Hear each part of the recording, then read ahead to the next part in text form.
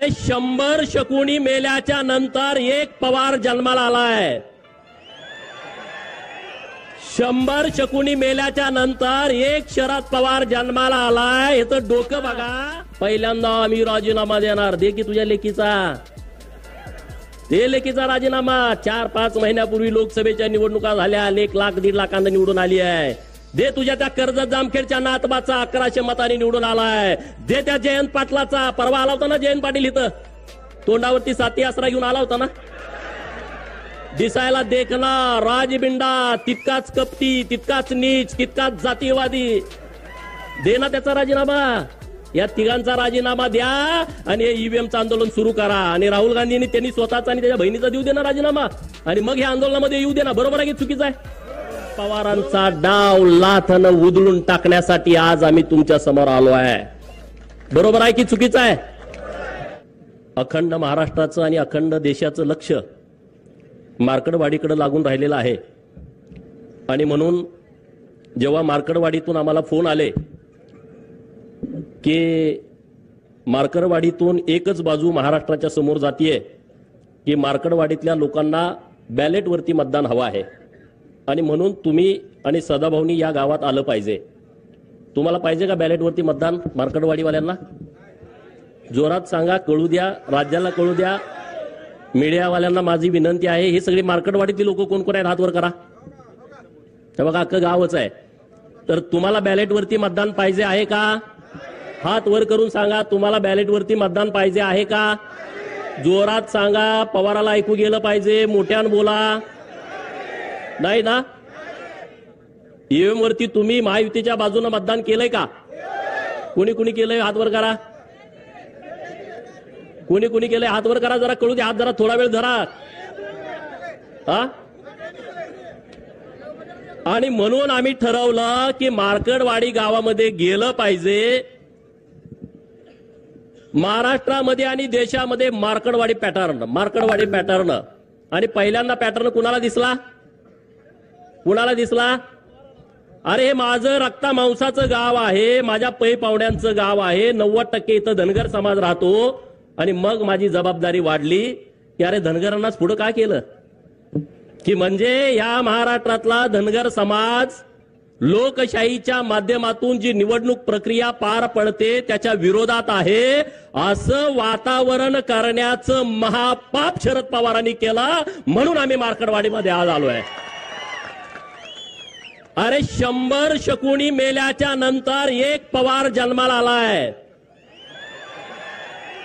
100 शकुनी मेल्याच्या नंतर एक शरद पवार जन्माला आलाय. याचं डोकं बघा की धनगर समाज हा कायदा मानत नाही, धनगर समाज हा लोकशाही मानत नाही. अरे 100 गावात या विधानसभा मतदारसंघामध्ये माझ्याच मार्कडवाडीला का पुढे केला, आणि म्हणून मी आणि सदाभाऊ इथं तुमच्या गावामध्ये आलो आहे. अरे या हिंदुस्थानातला धनगर समाज हा लोकशाहीला मानतो. या भारताच्या नवनिर्मितीमध्ये धनगरांचा सिंहाचा वाटा आहे.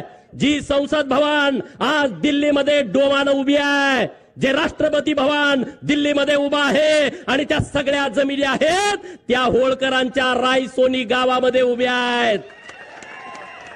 अरे ही लोकशाही मजबूत करण्यासाठी या होळकरांचा सिंहाचा वाटा आहे. आणि म्हणून पवारांचा डाव लाथानं उधळून टाकण्यासाठी आज आम्ही तुमच्या समोर आलो आहे. बरोबर आहे की चुकीचं आहे? हा का रे बाबा? पहिल्यांदा आम्ही राजीनामा देणार. दे की तुझ्या लेकीचा, ते लेकीचा राजीनामा. 4-5 महिन्यापूर्वी लोकसभेच्या निवडणुका झाल्या. 1 लाख 1.5 लाखांना निवडून आली आहे. दे तुझ्या त्या कर्जत जामखेडच्या नातबाचा 1100 मतांनी निवडून आलाय. दे त्या जयंत पाटलाचा. परवा आला होता ना जयंत पाटील इथं, तोंडावरती साथी आसरा घेऊन आला होता ना. दिसायला देखना राजबिंडा, तितकाच कपटी, तितकाच नीच, तितकाच जातीयवादी. दे ना त्याचा राजीनामा. या तिघांचा राजीनामा द्या आणि हे ईव्हीएमचं आंदोलन सुरू करा. आणि राहुल गांधींनी त्यांनी स्वतःचा आणि त्याच्या बहिणीचा देऊ दे ना राजीनामा, आणि मग या आंदोलनामध्ये येऊ दे ना. बरोबर आहे की चुकीचं आहे? बरोबर आहे का चुकीचं आहे? अरे एका आमच्या आनंदराव देवकाते साहेबांनी राजीनामा दिला, अजूनपर्यंत त्या घराला आमदारकी मिळाली का सांगा? मिळाली? तुम्ही बळीचे बकरी आम्हाला करता. अरे तुम्ही व्हा ना, तुम्हाला बिरोबाला कापतो ना आम्ही माजलेल्यांना. बरोबर ना? आपण बिरोबाला कुणाला कापतो? बोकाड ते कुठलं बोकाड कापतो? 10-12 बोकड आपल्याला असतात, कुणाला कापतो? बकरी आपल्याकडे 100 असतात, पण त्यातल्या एकालाच का कापतो? कारण ते माजलेलं असतं. आणि म्हणून या महाराष्ट्रातल्या प्रस्थापितांना आपल्याला बिरोबाला आणि खंडोबाला कापावं लागेल. कापायचं की नाही कापायचं?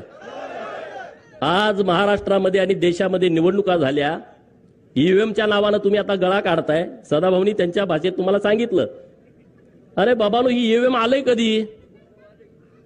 तुम्ही त्याच्यानंतर 2 वेळा केंद्रामध्ये सत्ता भोगली.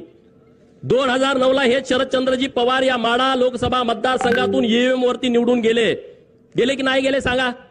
5 वर्ष तुमचे प्रतिनिधी होते.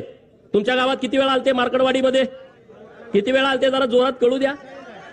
म्हणजे संधी साधायचा असला का हा माणूस कुठे येतो बघा. तुमचा प्रतिनिधी होता तेव्हा हा माणूस तुमच्या गावात आला नाही, एकदा पण आला नाही. अरे तुमच्याच गावात काय, या माढा लोकसभा मतदारसंघामध्ये शेकडो गावात हे कधी गेले नाहीत आले. याला तुमचं काही देणं घेणं नाही आहे. यांचं कसं आहे, आमच्याच कोंबड्यानं बाग दिली पाहिजे आणि मगच उजाडलं पाहिजे. हा जो गेल्या 50 वर्षापासूनचा प्रयोग सुरू आहे, तो प्रयोग आता त्यांचा कोंबडा देवाभाऊनी कापून खाल्लेला आहे. बरोबर, त्यांचा आता कोंबडा ओरडू शकत नाही आणि त्यामुळे त्यांच्या तळपायाची आग मस्तकात गेलेली आहे. आणि म्हणून ठरवलं की आपल्या लोकांशी जाऊन बोललं पाहिजे. समोर जे आंदोलन करतायत त्याही भावांना माझी विनंती आहे, अरे तुम्ही चुकीचा पायंडा पाडायला लागलाय. कुणासाठी तुम्ही आंदोलन करताय? कसलं आंदोलन करताय? अरे जर समाजाचं आंदोलन असतं, आम्ही सरकारचा विचार केला नसता, आम्ही तुमच्या बाजूने ठामपणे उभं राहिला असतो. आज जे मार्कडवाडीतून जे आंदोलन उभा करताय ना, हे सरंजाईशाही, हे मोहिते असतील, हे पवार असतील, यांना वाटतंय की आम्हीच या लोकांना गुलाब बनवून आम्हीच इथले राजे आहोत, लोकशाहीतले सुद्धा. अरे डॉक्टर बाबासाहेब आंबेडकर साहेबांनी जेव्हा संविधान आणलं ना, तेव्हा राजे आणि पोतराजे एका लेवलला आणून बसवले, यामध्ये फरक ठेवला नाही. आणि तुम्ही आता लोकशाहीमध्ये अनेक वर्ष या महाराष्ट्राच्या सत्तेमध्ये ठाण मांडून होता आणि आता तुम्ही बाजूला झाल्यानंतर तुम्हाला वाईट वाटतंय. तुमच्या पोटामध्ये कळा उठतेत.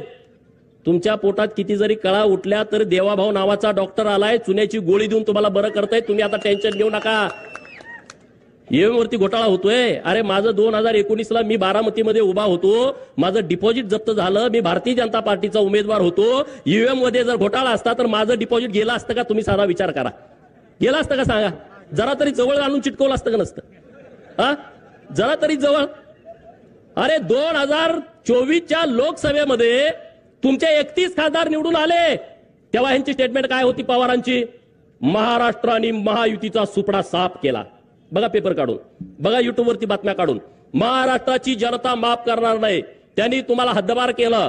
सोलापूर जिल्ह्यातील माळशिरस मधल्या मारकवाडी गावात आज महायुतीची सभा होती. या सभेत जत विधानसभा मतदारसंघाचे आमदार गोपीचंद पडळकर यांनी राष्ट्रवादी शरदचंद्र पवार पक्षाचे अध्यक्ष शरद पवार यांच्यावर एकेरी भाषेत टीका केली आहे. महाराष्ट्रातील धनगर समाज लोकशाही विरोधात आहे असे वातावरण तयार केले. 100 शकुनी मेल्यावर एक शरद पवार जन्माला आलाय. या मतदारसंघात 100 गाव आहेत, पण हेच गाव निवडले कारण धनगर समाज लोकशाही मानत नाही हे दाखवण्याचा प्रयत्न शरद पवारांनी केले असे गोपीचंद पडळकर म्हणाले.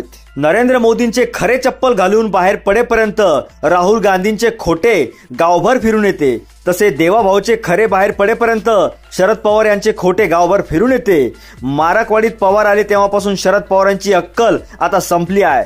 शरद पवारांना आव्हान आहे की त्यांनी निवडणुका कशा होतात त्याबाबत आमदाराचे प्रशिक्षण घ्यावे आणि मैदानात यावे. ईव्हीएम मध्ये घोळ कसा झाला ते सांगावे असे पडळकरांनी म्हटलंय. समोर आंदोलन करणाऱ्यांना विनंती आहे की तुम्ही चुकीचा पायंडा पाडतायत. हे मोहिते पाटील स्वतःला राजे मानतात. मी बारामतीत उभा होतो तेव्हा माझे डिपॉझिट जप्त झाले. मग जरा ईव्हीएम घोळ असता तर मी पराभूत झालो असतो का? डॉक्टर बाबासाहेब आंबेडकर यांचा 14,000 मतांनी पराभव झाला, मात्र त्यावेळी 72,000 मतं बाद झाली होती. जो राहुल बाबा इथे येणार आहे त्याच्या मामाच्या गावात पण ईव्हीएम वर मतदान होतंय. जाऊन मामाच्या गावाला जाऊन बघा एकदा, असं म्हणत पडळकरांनी राहुल गांधी यांच्यावर टीका केली आहे.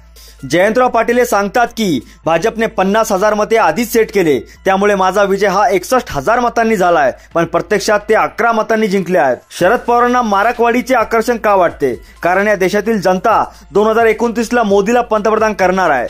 देवेंद्र फडणवीस यांना 5 वर्ष मुख्यमंत्री केले याचे दुखणे आहे, असं पडळकर मारकवाडीत बोलताना म्हणाले.